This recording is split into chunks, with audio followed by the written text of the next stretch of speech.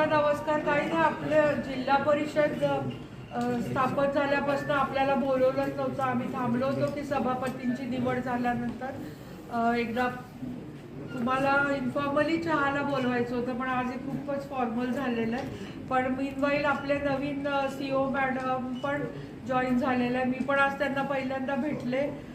त्यांची ओळख मॅडम म्हणजे त्यांचं अगोदरचं हे सगळं तुम्हाला माहीत असेल, पण तरी त्या सांगतील.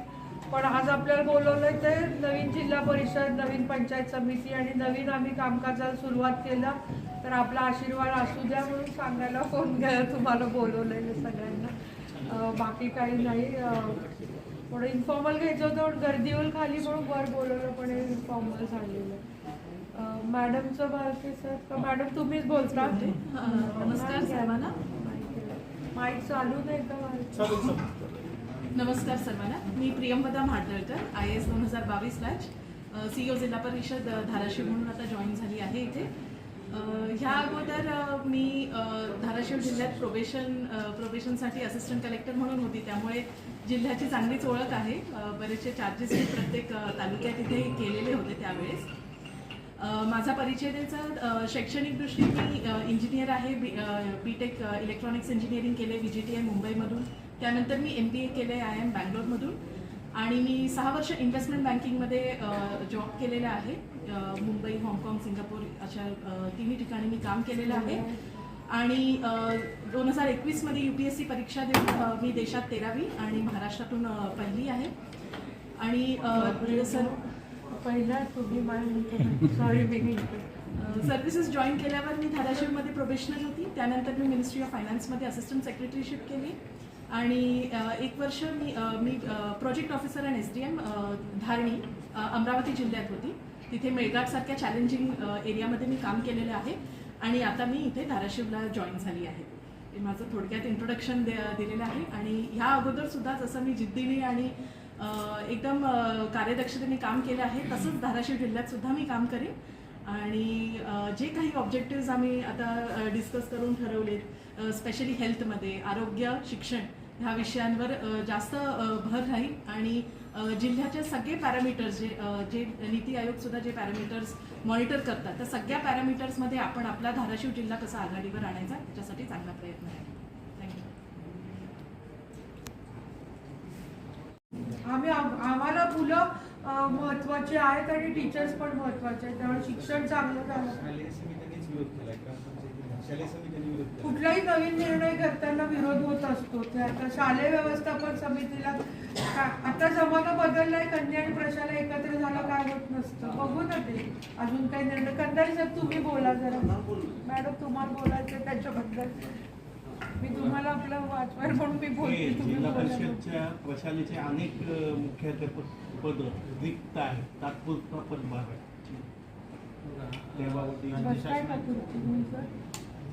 राज्य शासनाच्या शासन निर्णयानुसार एकाच परिसरामध्ये जर मुलांची आणि मुलींची शाळा असेल तर त्या दोन्ही शाळांचं एकत्रीकरण करून सहज शिक्षणाची सुविधा एका शाळेत द्यायची आणि दुसऱ्या शाळेचं युगाईत बंद करून ती शाळा बंद करायची.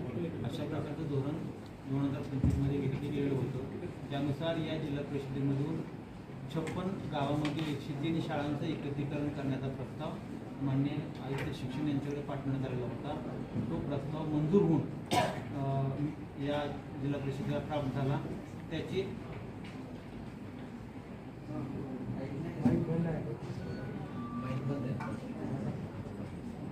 त्याची अंमलबजावणी करण्यासाठीचं पत्र गेल्या 15 दिवसापूर्वी आपण माननीय मुख्य कार्यकारी अधिकारी यांच्या वतीनं आपण निर्गमित केलेलं आहे. आणि त्याच्यामध्ये एकत्रीकरण करून त्याचा अहवाल आमच्याकडे सादर करावा असंही कळवलं आहे. आणि एकत्रीकरणासाठी काही ठिकाणी काही अडचण असेल तर त्याचाही अहवाल आमच्याकडे सादर करा असं कळवलेलं आहे. अद्याप आमच्याकडे अहवाल अजून पूर्ण प्राप्त नाही आहे. त्यामुळे काही ठिकाणी एकत्रीकरण झालेलं आहे. जसं आता पत्रकार बंधू म्हणाले की काही ठिकाणी पालकांचा विरोध आहे, तर माझ्याकडे जवळजवळ 6 ते 7 शाळांचे ग्रामस्थ येऊन गेलेले आहेत. त्यांनी माझ्याकडे निवेदनं दिलेली आहेत. त्यामध्ये काही ज्या काही अडचणी आहेत त्या संदर्भानं अडचणी निवारण करण्यासाठी गट शिक्षणाधिकारी यांना आम्ही आता कळवू आणि त्यांचा आम्ही स्पष्ट अहवाल मागून घेऊ. आतापर्यंत एकत्रीकरण झालेलं आहे आतापर्यंत किती शाळांचे एकत्रीकरण झालेलं आहे?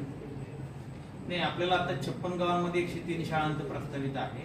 त्यामध्ये आमचे आता अहवाल आमच्याकडे अजून पूर्ण अंशाने प्राप्त नाही, त्यामुळे मला ते आकडेवारी आमच्या 13चं करतोय आम्ही. पटसंख्येचा जो विषय आहे त्याला मूळ कारण आहे प्रायव्हेट इंग्लिश शाळा. तर तो एक आहे. दुसरं आहे जे जिल्हा परिषदेचे कर्मचारी आहेत किंवा शासनाचे कर्मचारी आहेत त्यांची मुलं जिल्हा परिषद शाळेमध्ये नाहीत, तर ते मुलं जिल्हा परिषद शाळेमध्ये घालण्यासाठी नाही, जिल्हा आपली परिषद डेमोक्रेटिक कंट्री आहे त्यामुळे आम्ही कोणाला बळजबरी करू शकत नाही. पण एक सांगेन की आता युनिफॉर्म पण 2 मिळणार आहेत आम्हाला. आम्ही एक युनिफॉर्म करतोय आणि सॉक्स बूट आणि आता दप्तर पण आहे. आणि आम्ही आता सेमी इंग्लिश चालू केल्यावर कसं आहे, मुलगा काय इंग्लिश बोलतो ते त्या गरीब ऊस तोडणाऱ्या बाईला कळत नाही, पण पोटाला चिमटा काढून ती मुलाला त्या शाळेत घालते इंग्लिश मिडियमला. आम्ही आमच्या सेमी इंग्लिश चालू केलं आणि आमची मुलं इंग्लिश पाडपाड बोलून टायचा युनिफॉर्म घालून गेले तर हळूहळू बदलेलं आहे. मी म्हणते तसं 2,500 वाढलाय पट. आणि आता आम्ही कॉम्पिटिटिव्हसाठी 1ली पासून 10वीपर्यंत डाएटच्या माध्यमातून मल्टिपल क्वेश्चनचा बँक करून म्हणजे शैक्षणिक हे पण बोललो. आता बोलण्याचं राहिलं माझं मॅडमला पण आम्ही आमची गुणवत्ता सुधारतो. आणि माझ्या दृष्टीने आधी पण म्हणजे माझा पण तसाच होता, जिल्हा परिषदच्या शाळा गुणवत्तेने प्रायव्हेटपेक्षा कितीतरी चांगल्या आहेत. फक्त तो एक स्टिग्मा आहे. आमच्या पण चकचकीत आता शाळा करू बदल होतोय. आमची पटसंख्या वाढतीये. आता आमच्या शाळेत TV, आता आम्ही इंटरॅक्टिव्ह बोर्ड्स करून आमची NMMSला आता जिल्हा परिषद शाळेमधले किती 77 मुलं लागले, त्यातले 67 नवोदयला, त्याच्यातले 67 जिल्हा परिषद शाळेतले फक्त 3 बाहेरचे. काय ते डेटा नीट सांगा कंदारे सर, पण जिल्हा परिषद शाळेतले मुलं माझी पुढे येत आहेत. असं का ह्या अनुषंगाने डाएट जे आहे ते प्रशिक्षक बोर्ड आपण दिले होते, डिजिटल बोर्ड काही वर्षापूर्वी दिले होते. त्याचे काही जे सॉफ्टवेअर आहेत त्या सॉफ्टवेअरची आता मुदत संपलेली आहे आणि ती बोर्ड आता बंद दिलेच नव्हते ना इंटरॅक्टिव्ह. इंटरॅक्टिव्ह बोर्ड दिले 3 नाही दिले ना आम्ही तरी नव्हते नाही दिले होते. दिले नाही. तो नाही दिले तर मंजूर cancel झाला होता, केलं की. इतर केलं. किती ते झालं बिचारा त्या मुलांना मिळाले ते कॅन्सल झालं ते ट्रेनिंग. ते डाएट 4.5 कोटी मिळाले.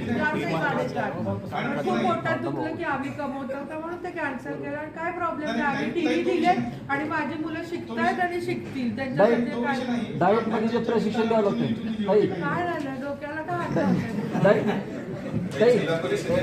डाएटच्या संदर्भात डाएटचे जे प्रशिक्षण व्हायला पाहिजे शिक्षकांना, ते शिक्षक काही घेत नाहीत जाणून बुजून. तर असे शिक्षकावर कारवाई मी होते तेव्हा तुम्हाला माहिती आहे आपण इंग्लिशचं प्रशिक्षण कंपल्सरीली मॅडम केलं होतं की सेमी इंग्लिश राबवण्यासाठी. त्यांनी जो इंग्लिशचा कोर्स होता तो आता प्रशासक म्हणून आम्ही 1 आठवडाच झाला आलेलो. आम्ही परत आमचं आता जूनच्या अगोदर आम्ही आमच्या टीचर्सचं सगळं कंदारे साहेब प्रशिक्षण लावायचं डाएटमध्ये. आणि डाएटच्या HODना त्या यांना बोलवून घेऊ आम्ही शिक्षण अधिकाऱ्यांना. आम्ही प्रत्येक वर्गासाठी 1लीपासनं की 1लीचं ABCचं पण त्यांना आम्ही मल्टिपल क्वेश्चन किंवा म्हणजे जे काय असेल ते आम्ही प्रश्नावली तयार करणारे. आणि ती त्यांना मॅडम मी ऑब्झर्व केलं की मुलं, मी एका शाळेत गेले होते, क्लोरोप्लास्ट ते पानाचं लीफ ड्रॉ केलं होतं. मी म्हटलं काय वाचते, तर तिने धडाधडा बोलून दाखवलं सगळं.